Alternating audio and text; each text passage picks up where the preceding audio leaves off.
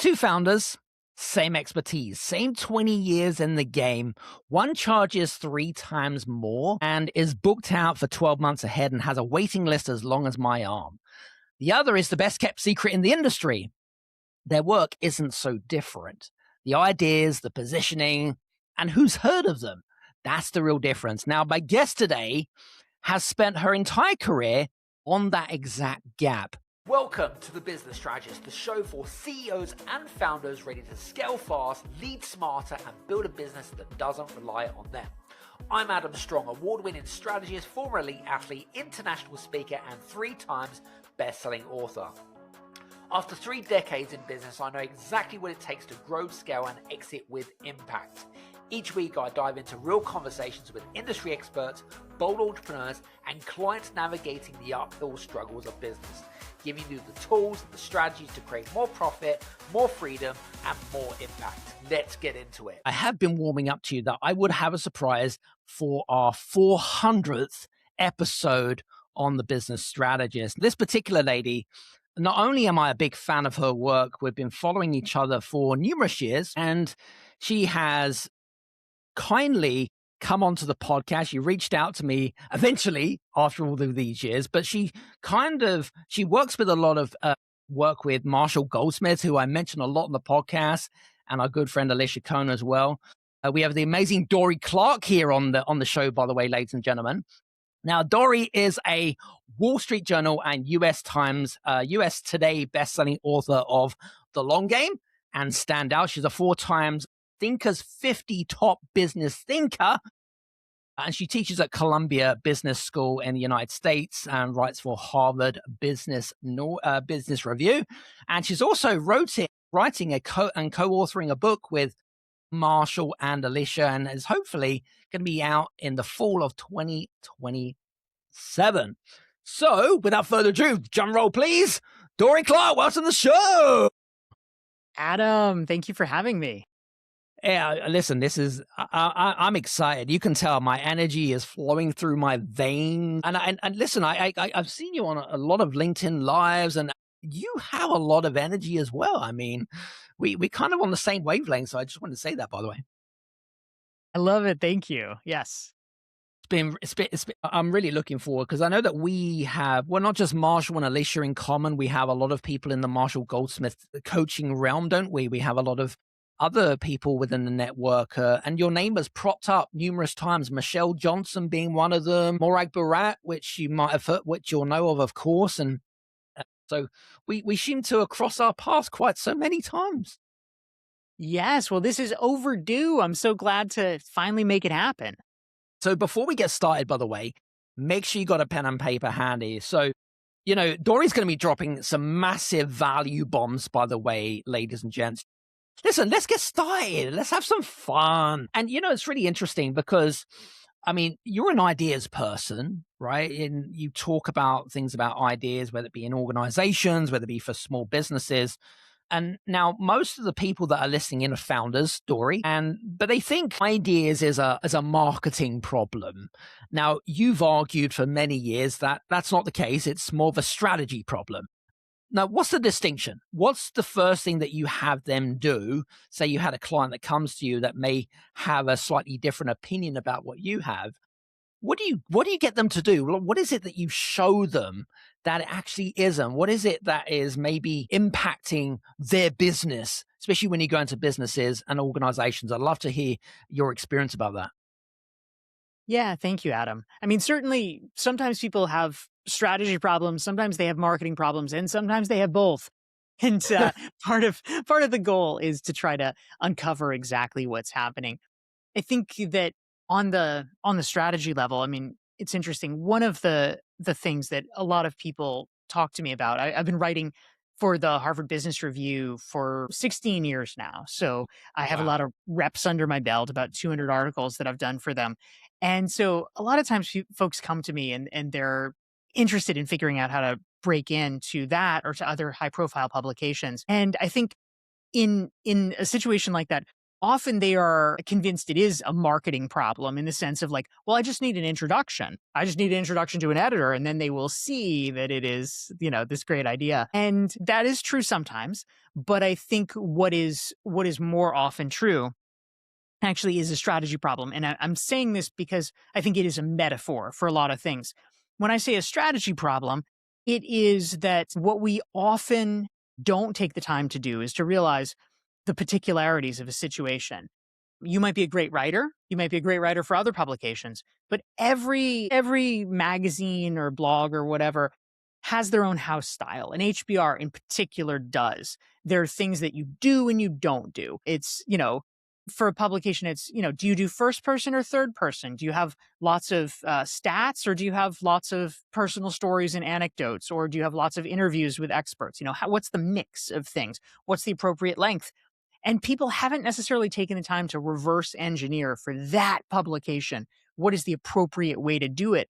And so, I might look at it and say, well, an introduction to the editor is not going to help at this point because there are problems we need to solve upstream. And so the point that I'm trying to make here is that for a lot of our issues around visibility, it's something similar. We might think we understand what the presenting problem is or how to solve it, but we often need to peel back the layers in a more holistic way. And so that's what I've really tried to figure out how to do for myself, and what I have tried over the past decade to help other people do, because it annoys me sometimes that it's so hard to figure out how to get your ideas heard. Like it feels like sometimes there's a lot of secrecy around it, around what's the right thing to do, or, how do people actually do it? And I believe in transparency in general, and I want to make it accessible to people. So that's what I try to do. Very good. Love that. Some juicy stuff going out there, by the way. Now, it's really interesting as well, because one thing that I know about you is that you're also an introvert, aren't you? You're quite introverted, but you don't show it, if you don't mind me saying so. Like when you're articulating the way you feel, or you're expressing yourself in a certain way. How do you, as an introvert in particular, because I know that a lot of people here that are very introverted, they're a little bit shy. How do you battle the whole kind of ideology of trying to position yourself as an expert alongside trying to gain traction or attention or visibility? How do you balance that with what you've done in your experience over the last 20 years? Yeah, it's a really interesting question, Adam. And I am going to tease apart a few concepts and a few terms. So something that commonly gets conflated, but actually are, according to the research, two different things, is introversion and shyness. And it's useful in the sense that I am an introvert, meaning at the end of a long day of socializing or being with people or whatever, I'm just tired out. I kind of want to go home and be quiet, or what have you. And plenty of people are like that. Yeah, yeah. 30 to 50% of people are introverts. The thing that is more salient, I think, when it comes, certainly it matters for networking, right? Because the extroverts can just keep going. But when it comes to other elements of self promotion, the thing that's really relevant is the shyness question. Because according to the way that researchers define it, shyness is actually something slightly different. It is about a fear of judgment of other people. That's why people are shy. And so there's, you can think of, doing your little 2x2, right? Some people are shy and introverts. Some people are introverts and not shy. I'm actually not shy. And I have a fairly healthy disregard of what other people think, which, people might be like, well, nice for you. But I grapple with this actually on a regular basis, because my sweet wife, who's very talented, she's a professor at Harvard. She has many, many good ideas. I want her to get them out into the world. We have these debates all the time because she is actually quite shy.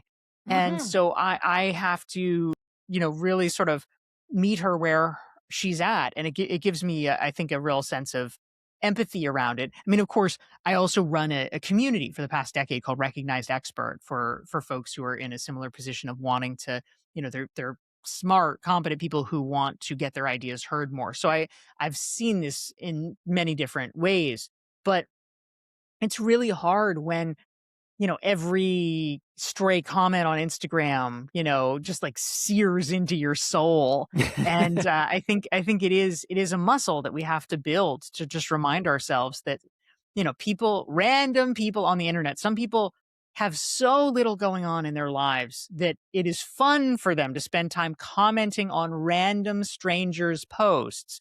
But if we actually think about this for more than 5 seconds, you realize that these people just are the biggest losers because they literally have time to comment on random people's posts. So it's almost a tautology, Adam. My God, and also when you get to a level of success in your career and you build up a brand, you build up a reputation, do you find that that becomes more regularly occurrence, especially with where you're positioned in what you do as well? Yeah, I mean, for sure. I think that early on, there's a little bit of a mismatch because when people are first getting started and they're nervous about putting themselves out there, the part that they're usually worried about is, oh no, people are going to have negative comments. They're going to be mean about me. And what is far more common is actually kind of the opposite, which is that you will be ignored and no one will comment at all. And that is the problem that we need to deal with and address. It's just numerical, right? Like if no one really knows who you are, then the people who are commenting are going to be like your friends and your mom. Like they're probably not going to be mean. But yes, it is true that there's different challenges that you have to face at different levels. And as you start to get a little bit more momentum, then you do numerically get people who see your stuff that are random people that want to say something mean. And it's like, okay. I mean, it sounds a little glib sometimes to say, well, it's a sign of success, but it actually is in terms of the numbers because it means your your material has been seen by enough people so that the randos are now seeing it. I don't know. How do you deal with that? Yeah, it's an interesting one. I mean, I go back to this kind of fear of judgment. That's the main reason why most people don't want to, I suppose, not create attention, but get attention. Does that make sense? Yes, yes. And I think that, especially with a lot of our listeners who are operators, they're founders, they've been working in the business as operators for such a long period of time, when you start to make those transitions, Dory, and I start to say to them, well, what about building your brand so that you can create a bigger impact? That's what you want to do, right? And then they're like, oh, I'm not sure about that. And the biggest thing and then it goes back to, well, what's the reason for that? And you rightly alluded, the fear of judgment is the number one reason why people don't build a brand for that reason. And then obviously you've got the battle of the two personalities, introverts and extroverts. I mean, a lot of the clients that I'm working with, accountants and attorneys and things like that, they can be very introverted. Yeah, they don't want to be seen as I want to sell myself, like a self kind of promotional thing.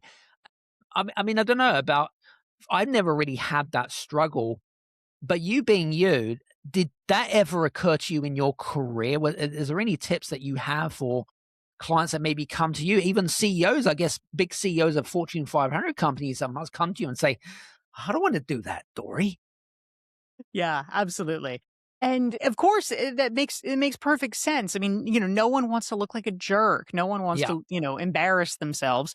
right. But I think that what people often don't understand, and I think to be honest, Adam, I think sometimes they purposely fail to understand it to give themselves an excuse to not engage in this. So I wanna be clear in calling Yeah. that out. But something that I think is the case is that there is a very wide spectrum. Hmm. And no one is saying, promote yourself so hard that people want to run away from you. That's No, not helpful at all. no. There was actually a great study by Robert Cialdini at Arizona State and Jeffrey Pfeffer at Stanford about self promotion. And what they discovered is that, number one, surprise, surprise, if you are seen as being overly self promotional, no one will like it. They won't want to talk to you. They won't want to listen. So we know it doesn't work if you do it too much. But the interesting part is that in this experiment that they ran, they had a sort of experimental group.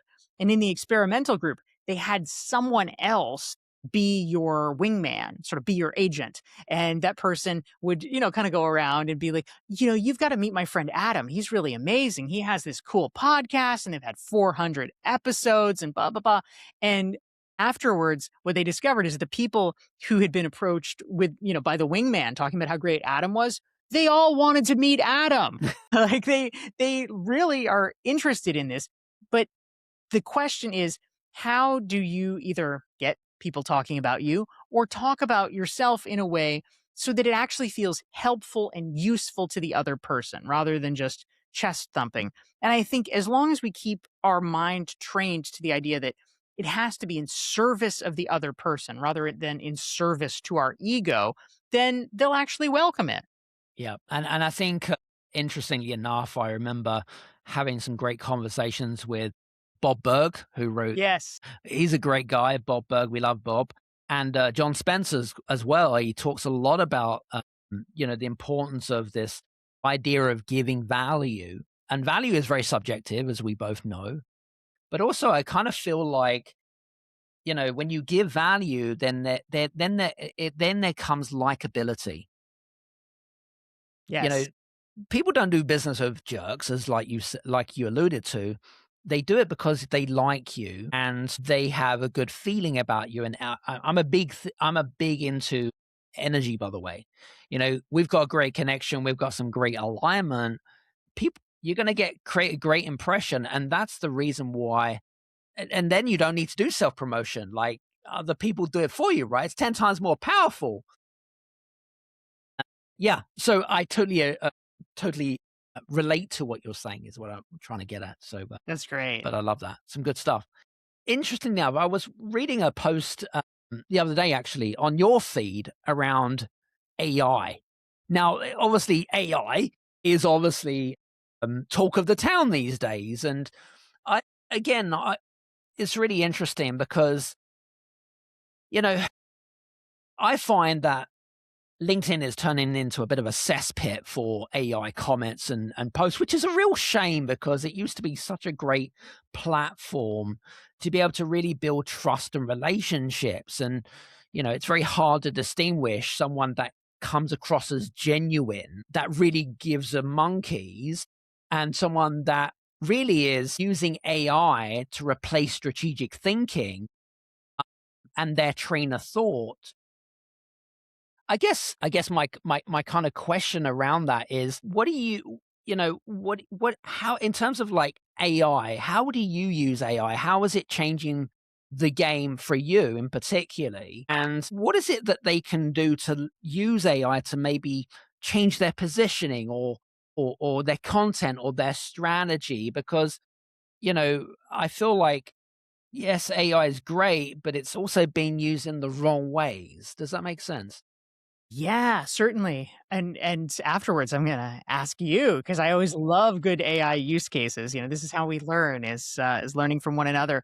But you raise a great point. I mean, it should be clear by now, although people still do it, where they'll sort of do the equivalent of, hey, ChatGPT, write me an article, and then they're somehow surprised when it sounds completely broad and generic and Yeah. not helpful. If you're going to use AI, you need to be more targeted and strategic about how you're doing it. And so, one example, just thinking about things literally in the past few days that I have used it for. So, I have it linked up with my Granola, which is a transcription tool that I really like. Mhm. And so, if I've had a coaching call, not only can I say, oh, hey, pull the transcript from this call, and it'll make a nice word formatted transcript. That's very handy and fast Mhm. and much easier than any previous process. But what it will do is I've created a skill in Claude where it will analyze that transcript and pull out the coaching principles that I am using in it.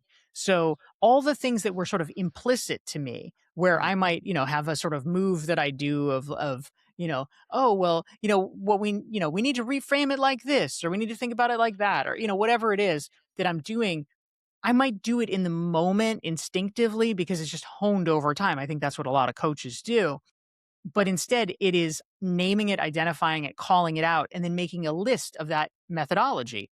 So what is really helpful is that in addition to the transcript, it will pull out the coaching principles that I'm using. So things that would have been implicit to me before, just things that I'm doing instinctively or that are honed over time.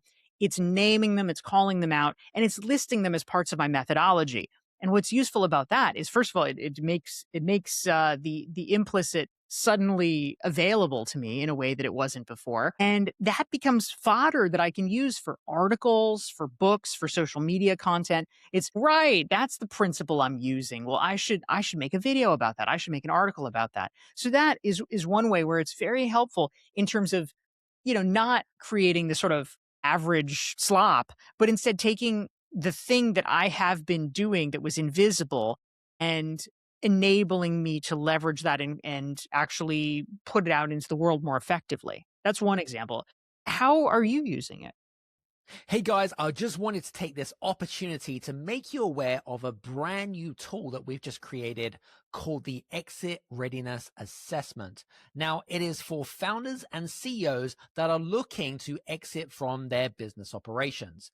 Now, it doesn't matter even if you're not looking to exit right now, I would highly recommend to go and take the assessment straight away. It helps you to identify areas in your business that you need to work on to help you towards that exit strategy. And at the end of it, you get a personalized report on some of the areas that you're doing particularly well in and some of the areas that you need to make some improvements to. Make sure you head over to readytoexit.scoreapp.com. That's readytoexit.scoreapp.com. Enjoy. Yeah, it's a great question. Similar to yourself, actually. One thing that, and again, for you guys that are listening in, this might be a really good tip, and just want to acknowledge Dory's great tip because I thought it was a very good thing, is if we're in the middle of doing a sales call, as an example, with a prospect, again, I will do something similar to yourself, but what I tend to do is tend to analyze some of the sales scripts that we've been doing, and I'll say, from this sales script, what are the things that we've done well, and what's some of the things that we can make improvements to? And I want you to try to combine psychology and neuroscience to combine to see out where people are in the process. Where are people?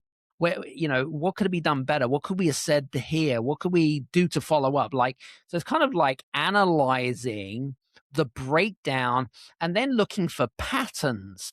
This is important. This is an interesting one, Dory. Looking for patterns with regards to, okay, well, hang on a second. You might have done a call, say, a week ago. You're repeating the same pattern, and that is causing friction between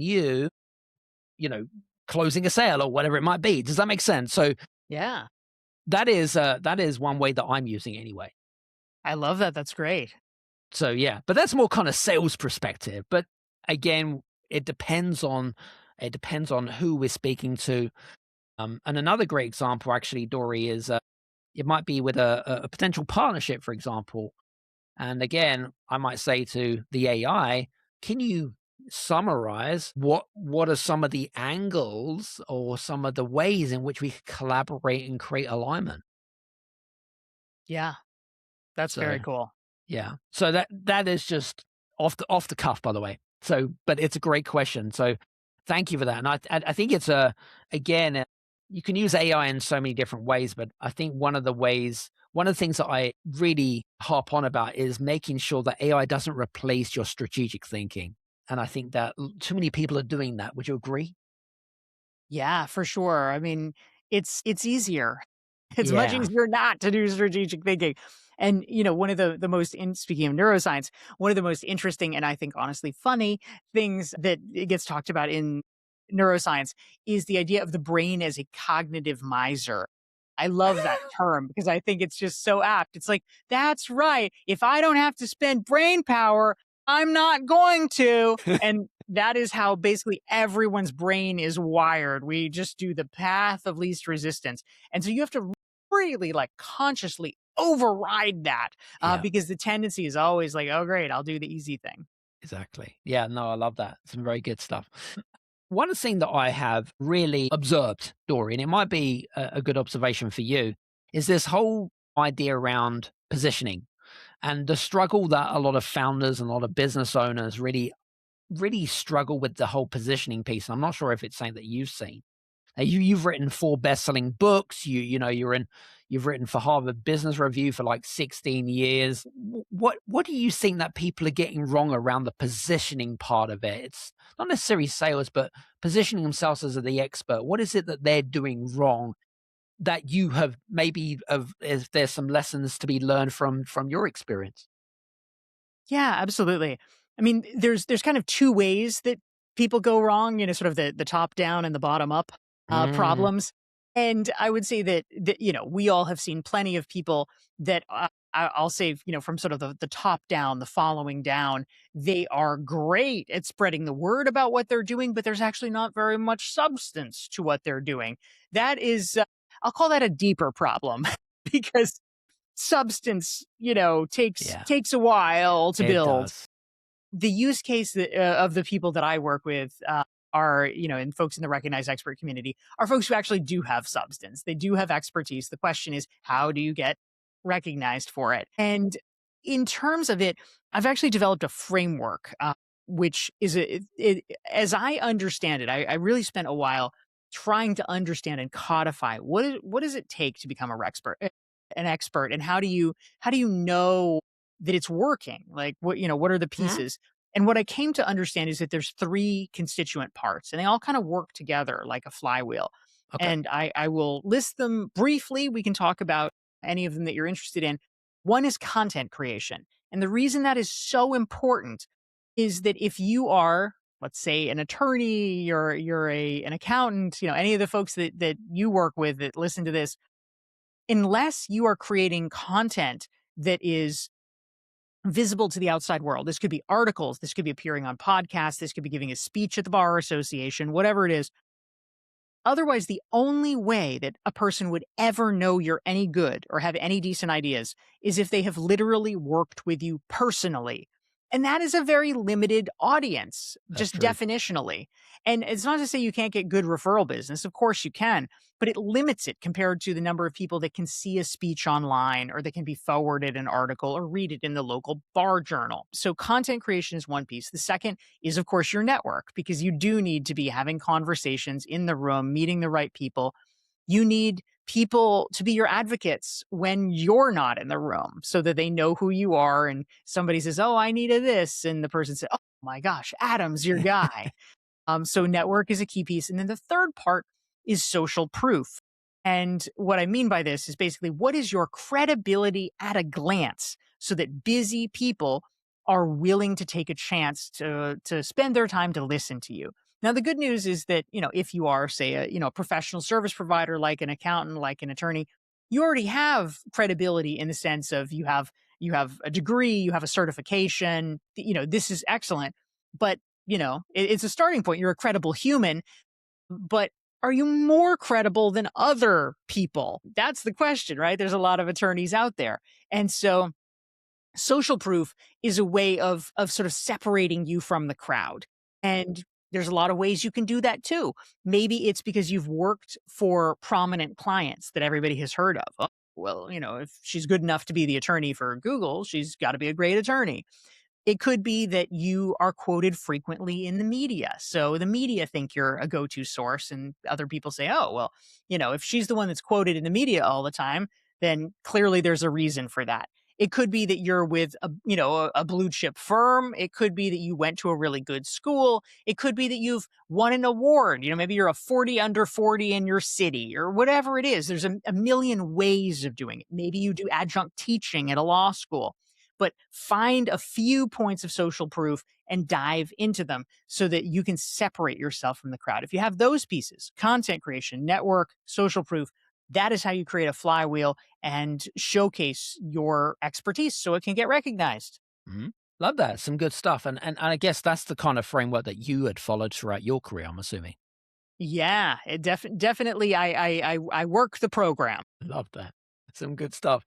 I want to talk about something which, and again, this is a belief system that I used to think, which was the whole kind of premise behind speed versus patience. So I used to believe, Dory, right, that the faster you were there to market, the more credible you are, the more successful you were, et cetera, et cetera. But then I'm kind of like, learning from people like Gary Vaynerchuk, for example, that actually patience plays a very important part when it comes to running business. I mean, I know that there are people here that are thinking, okay, well, I've been more than patient. Do you know what I mean? Like, and it's like, well, and the question is always, well, when is it going to come? Like, I've been a patient. Have you ever been in a situation like that, or have you ever coached someone where you're thinking, hey, their brain is moving at a million miles. Maybe they're neurodivergent. I don't know, or and they're kind of thinking that. But and sometimes you just have to slow them down for whatever reason, or maybe they are the complete opposite, where they've been too patient, and you have to speed them up. Have you ever been in a situation like that? I'd love to hear what your thoughts are about speed versus patience in business. Yeah, it's a really important distinction, and my most recent book, The Long Game: How to Be a Long-Term Thinker in a Short-Term World, definitely is on point for that struggle, Adam. I would say the way that I thread the needle on this is I actually have a chapter in The Long Game where I talk about what I call strategic patience, and the reason that I'm appending an adjective to it, that is strategic patience, is that I agree with you. It is wrong to be patient about a thing where you could be moving fast. I like to move fast. Like let's bring it. We don't want to dawdle.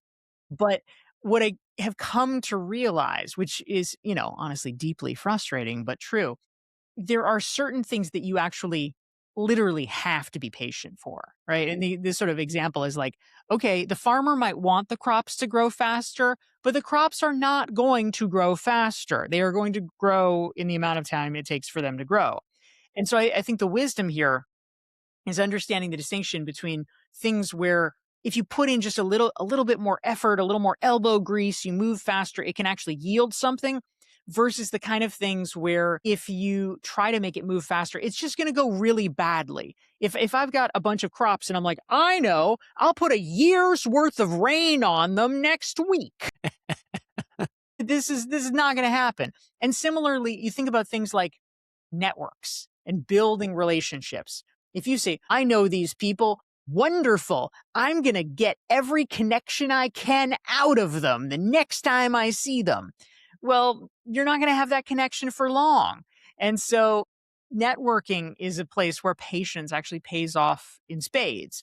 And there are other examples like that. So it's really just trying to understand the distinction of where to have which strategy. Yeah, love that. Some good, and I think and I've battled it with it for years. I'll be honest with you, I have battled it for years. So I'm like you. I'm an action taker. You give me something to do. I'm already completed it an hour ago. Do you see what I mean? But then it kind of goes back to, well, if you jump into something too quickly, right, and you make decisions too quickly, there can be a detrimental effect to that, because by moving too fast, you may have missed out on opportunity. So Yes. that's kind of like what I have found, just again from my own observation and the way that I behave sometimes. And full disclosure, by the way, I'm not neurodivergent. I'm just kind of weird in a way. Fair enough. I love it. Very good. Love that. Now, talking about the long game, because I know it was, well, it was a New York Times best-selling book, and in the book specifically, you talked a lot about someone who stuck it out and it all worked out. So, you talked about patience. What about the people that didn't make it? What's the honest signal that tells a founder that it's time to stop persisting and start maybe adapting or moving in a different direction? And because giving more time is the most expensive advice in business if it's wrong. Any thoughts about that? Yeah, I mean, you've put your finger, Adam, on the most critical question in all of this, which is how do we draw the line between, okay, patience is good, let's wait and it'll bear fruit, versus you're being an idiot, stop it, it's not going to work. And that's the thing we have to figure out together. And the metaphor that I have for that is entering the tunnel. Because when you are embarking on a long-term goal, something where it's like, okay, there's a big payoff, but it's not for a while, you really are entering a tunnel and you're working toward that goal. And the problem is that when you're in the tunnel, it is not clear. It's almost inherently not clear if the tunnel is 100 feet or 100 miles. And you get in there and you might feel like, oh my gosh, I have been going forever. This is ridiculous. Obviously, it's not going to work. The problem is that you didn't have the right scoping. And so there's two things that I think are really critical to do before you embark on whatever your strategic quest is. Number 1 is to try wherever possible to talk to people or to do research and learn about people who have done it before so that you can see how long it took them. That's the key, because assuming we're not talking about cracking some physics problem or something, probably whatever you've done, what you're trying to do, someone has done it before. Yeah. Maybe it's like, I'm going to grow my company to 10 million. Okay, well, plenty of people have done that. So what does it look like in your field? What are the comps? And that's just a useful gauge, because if you think, oh, I can do it in 6 months, I mean, God bless if you can. I would be thrilled for you. But if the average of everyone that you talk to is, oh, well, that took 4 years, then don't be surprised if in 6 months it hasn't happened. You need to have sort of a set of expectations. And the second piece is about metrics. And specifically, I mean, everybody tracks metrics, right? They're tracking their sales, they're tracking their leads, they're doing all this stuff. But I want to talk about a slightly different, very important kind of metrics, which is, what are your leading indicators as compared to your lagging indicators? Hmm. Everybody is focused typically on the big haul at the end, like, oh, I've closed the sale, whatever it is. That could take a really long time. It can take a long time to land the big keynote talk. It can take a long time to, grow to a certain revenue, level. There's all these things where it's, I think of it as the thunderstorm, right? Like when it's raining and there's lightning and thunder, nobody can deny it. It's very, very clear. But the issue is we are waiting for raindrops. And what we need to do in order to provide evidence that we are on the right path, evidence to ourselves, is to understand the leading indicators so that we can track it and start to feel the raindrops and say, oh, well, the rainstorm is coming, the thunderstorm Mm. is coming. I can tell, we're just not there yet. So it might be things like tracking website hits or Google searches or AI searches about you. It might be, what is the number of incoming inbounds? Like, maybe at first they're unqualified leads. Okay, but is it more? Because that's useful. Is it that you are starting to see other evidence, maybe just anecdotally, when you start, meeting more people, you start to see 20% more people say, oh, I've heard of you. Those are the signs that show you're getting to the place you want. So the premise behind the long game, because when I think of the long game, I think of a book of patience, really, in a nutshell. Yeah. Yeah. Is that what it's about? Is that what kind of being in business for you is about? Is about, strategic patience and things like that? What is there any particular patterns or frameworks that you discovered? Was it within the book, or was it, and how did you kind of collect your data and evidence? Was it kind of interviewing specific people that you worked with throughout the book? Yeah, I mean, it's a combination, but I did interview dozens of people that I profiled in the book who I feel like had emblematic stories about aspects of this. And so just trying to highlight a lot of frameworks for people about how to think about this, because if you are a regular professional, if you're an entrepreneur, you like it or not, there are times that we have to be patient, and it annoys me deeply. I wish that we didn't, but when you do, I wanted to give people a toolkit for understanding, okay, this is the good kind of patience, where I just need to keep doing what I'm doing and know that it's working out, as compared to the bad kind of patience, where it's like, actually I am wasting time here, or maybe I do need to try something different. I want to equip people to make better decisions in the moment. And that's really what I tried to do with the long game. You know, one thing that's came to my mind, I just had an epiphany. One thing that I have experienced, and I know that a lot of our listeners has experienced, is the experience of being stuck. Everyone hates being stuck, right? Or they plateau, and they can plateau for weeks, months, years, whatever it might be, right? We've been there. But how do you distinguish between someone that is executing patience versus someone that is procrastinating how do you distinguish between those two, number one? And number two, what are some of maybe, I don't know, the warning signs that we can tell for ourselves? Because I'm a big believer of self-awareness. What do you say to some of your students and say, this is what you need to look for? Yeah. I think that ultimately, when I was writing The Long Game, a couple months into writing it, I had this very funny realization, which is, oh my God, I'm writing a personal finance book. And of course, it's not a personal finance book. It's a business book, it's a career book. But ultimately, almost all of the principles in it could be mapped onto a guide, which is about, when it, how do you, despite short-term pressures, in the case of personal finances, oh my God, the market's tanking. What do I do? And you might, in your heart, you might want to sell it all. But we know that that is a bad move. And you need to make long-term investments, and small things actually build up in a really shocking way. They Mm, compound if you do them long enough over time. And I realized, yeah, that's what the situation is.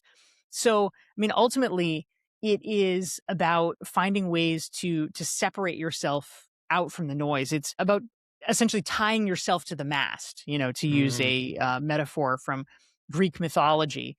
There were in Greek mythology, there were the sirens that would lure all the sailors to their death. And the only way that you could avoid them is if you preventatively tied yourself to the mast so that you wouldn't be lured by the sirens. And similarly, I think that the biggest thing with strategic thinking is just understanding you will be tempted in the moment. You'll be tempted to give up, or you'll be tempted to make some rash move, or to go for the new shiny thing, or whatever.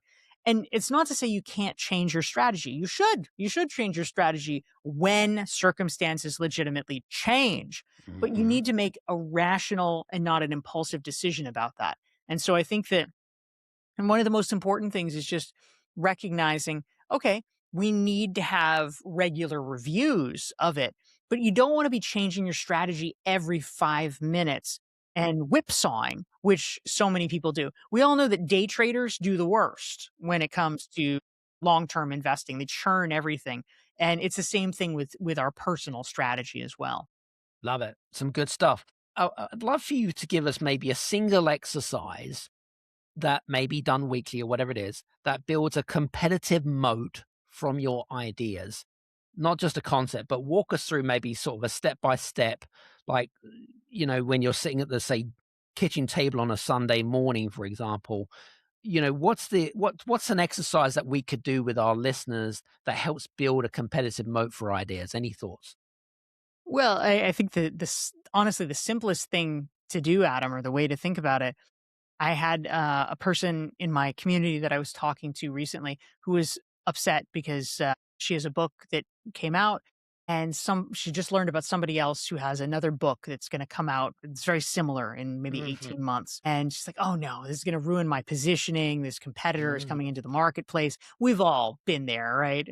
And ultimately what she realized, which I think was exactly the right thing. I was proud. I didn't even say anything. I think I just, raised my eyebrows a little bit, and she's like, "Ah."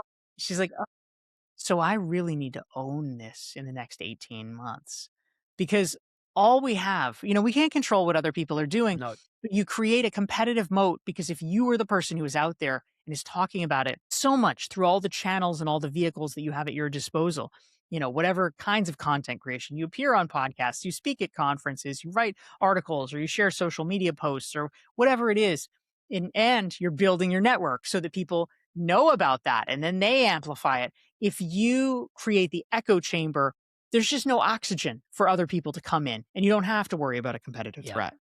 Yeah. Do you know what? I love what you just said there, by the way, because I think it's kind of like rocket fuel more specifically, but it's also encouragement because, there's just so many people out there that believe that they're too late to the market.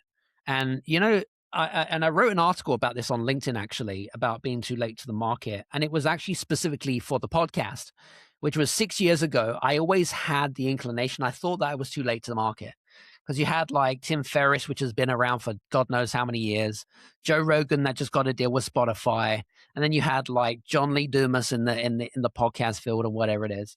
And I always felt that was late for market. Now I reflect on this story right now, and I think that actually maybe it wasn't so bad That's after all, right. right? That's right. Exactly. I love that. Ladies and gents, we're going to get into coaching really, really quickly. Really quick coaching. Me and Dory are going to go into coaching part.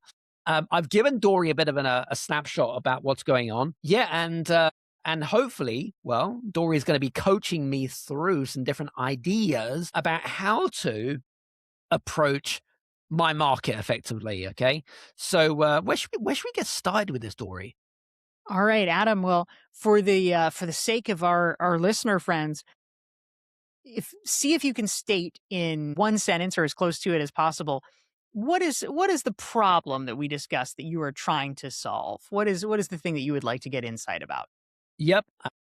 The big problem that I want to solve is for legal firms that really struggle with deal flow. So they really struggle in understanding business and marketing. And yeah, there's certain belief systems that they are always kind of wrestling with, should we say. Amazing. And obviously, you would like more law firms to adopt the licensing of your methodology to help with this. Yes, exactly. So I've created an IP which I license out to legal firms, and it helps them to become exit advisor. But more importantly, we talked about positioning in today's episode. It creates a competitive edge. It builds such positioning in the marketplace that no other legal firm or accounting firm or whatever it is, they're not doing it, and there's for good reason. Yeah, that's great. So, how are you connecting with the law firms that you already have as clients? What does that look like? Yeah, so it's mainly through direct messaging, through LinkedIn specifically, but I'm also conscientious that they're getting bombarded with a lot of similar messages, right? Sure. So, oh wait, that's interesting. But we've tried different ways though. We've tried voice messages, video messages, text messages, and I found that actually voice messages were the most successful purely because it creates curiosity. Yeah, that's really interesting. So, those are all kind of outbound techniques. Talk to me about your inbound. What have you been doing on that front? Yeah, good question. So the inbound that I would say that are most successful, obviously we have the podcast. So we have the podcast when people listen to that. We've also got my YouTube channel, and we've also created some various playbooks and some other lead magnets, such as our diagnostics as well, diagnostics assessment. That again, we like to get feedback from those clients and say, hey, do you think that this would be something of value to your client? So again, it's kind of like a two-way relationship. So, and then obviously there's content. So content creation, I generally create content around 3 or 4 times a week on LinkedIn specifically. Fantastic. So, I'm curious, Adam, do you ever have a segment of the business strategist where you invite sort of potential clients, it's not necessarily framed as they're a potential client, but people who could be on the show and interview them and sort of build relationships that way? You know what? Yes is the answer to that question. Not necessarily attorneys, but generally someone that might be specifically a professional services firm. Like, let me give you an example. We had a great guy who was a HR expert in his field, been doing it for like 25 years. And, he couldn't understand why, he just brought out a new book out, but he couldn't quite understand why he was going so slowly. And so I kind of like said, well, what are you doing about your positioning? What are you doing about this? And he was kind of at that stage, Dory, where he was also thinking about retirement. So yeah, so that in answer to your question, absolutely. Yeah, that's great. I love it. And in terms of networking, what's just like in-person stuff? What do you do? So that's a good one. I'm very, very, very conscientious about my time. It's probably the same for yourself. But I try to, so a couple of things really. I go to specific networking events, where the crowd hang out. It's a bit of a slow burn, I'll be honest with you. I think everything is a little bit of a slow burn. So I'm part of a couple of networking events where There's some potential clients that we have great conversations with. The other thing that I would say that we've started to do is it's just kind of workshops. So live in person workshops. So live in person workshops, and we try to do a collaboration with, say, a bank or whatever it might be that want access to that market. So we kind of team up together, and then we create a workshop. So we did that about 3 months ago. Fantastic. I like it. Do you ever host your own events like dinners or something like that? Well, I've done it in the past. So I've done it in the past, and I'll be honest with you, I don't know about you, but running events can be extremely energy draining. Do you know what I mean? Like the way that I do it is I create a wait list. I like to find out what the demand is in the marketplace first, and then I cherry pick who I think would be a great fit for, say, a mastermind or a dinner, as an example. Yeah, very nice. I mean, as you're describing the kinds of things that you do, Adam, I feel like for me, a low-hanging fruit would be if you I mean, how far where are your clients? Are you near London? Are they in London? Not really. I mean, I work with clients all over the world, so I'm a bit like yourself, kind of a what do you call it? A digital nomad, if you want to call it that, right? Oh, I love it. That's even better. So, if you were even on a quarterly basis to say, "All right, I'm gonna host 4 high impact, high value dinners or breakfasts," or whatever it is, and maybe they're in different cities, maybe one's in London, one's in New York, one's in, whatever. Maybe it's tied to a conference that a lot of people where your clients are. And you just use it as an anchor. And this can be small, it could be you invite 3 clients and 3 prospects. And you've got this little table where, like between 6 and 8 people, perfect. It's going to be one conversation, everybody's united. You've got the clients that know you well that are already going to do implicitly the selling for you. And then you've got prospects. And thinking about the sort of outbound, marketing that you're doing, it's hard to It set up a is. sales call or whatever from It is. LinkedIn, but it's a different kind of thing if you are actually doing outbound and saying, "Hey, I'm having a cool dinner. So and so and so and so is coming. Do you want to come?" All of a sudden, you're offering them something kind of cool. There's a reason that they want to spend time with you, and you're seen as a little bit of a baller. So I think that could be an interesting angle for you to think about. Yeah, no, it's crossed my mind. So I think that, I think I'm probably going to take action off the back of that. In hindsight, yes, is the answer to that. So I think that's a great idea. So I appreciate that, definitely. And I think I've come to realize that actually, especially, and it's probably the same for you, is that I don't want to work with everybody, and I don't want to work with everybody. And I only want to work with people that really do want to work with me. And then there's good alignment, right? There's no point in trying to force something if it's just no point. Like, I just don't do that. I'm not desperate, and it's just not pretty when it comes across that way. So I think you made a really important distinction.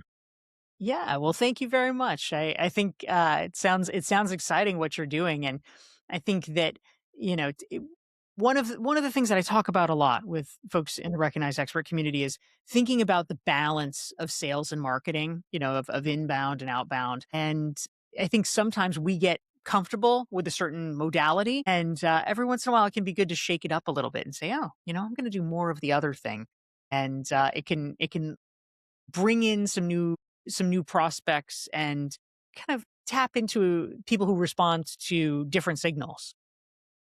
I agree. Interestingly enough, we talked about one of the things that I've become fascinated is understanding what those signals look like, what those patterns look like, and really understanding the psychology of the client more specifically, and what their emotional triggers are of why they actually buy and what motivates them or what drives decisions. So I guess my fascination is again, and I find with a lot of people what I found particularly really really well is coming from a place of, hey, I would love to get your feedback on something. I'm working on something that has worked really well for me. So I'm doubling down on that. So for you guys that are listening in, by the way, I just wanted to say it doesn't feel salesy at all because what you're doing is you're asking for someone's opinion, and everyone loves giving opinions, right?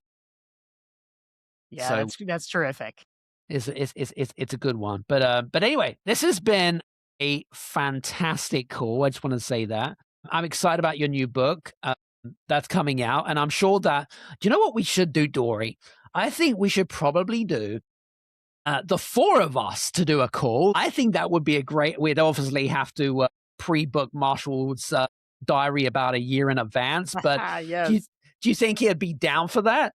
I think that's really fun. Yes, I think he probably would. So let's follow up around the time the book is coming out. That would be Yeah. wonderful. That'd be fantastic. Anyway, just want to say thank you so much for being on the Business Strategist today. Really, really greatly appreciate it. And for you guys that are listening, I hope that you've got a lot of great golden bombs and golden nuggets from today's call. Make sure you go check out Dory's book, The Long Game, over in Barnes & Noble and Amazon, of course. And make sure that you follow her on LinkedIn, of course. So thank you so much, and speak to you soon. Take care. Bye-bye.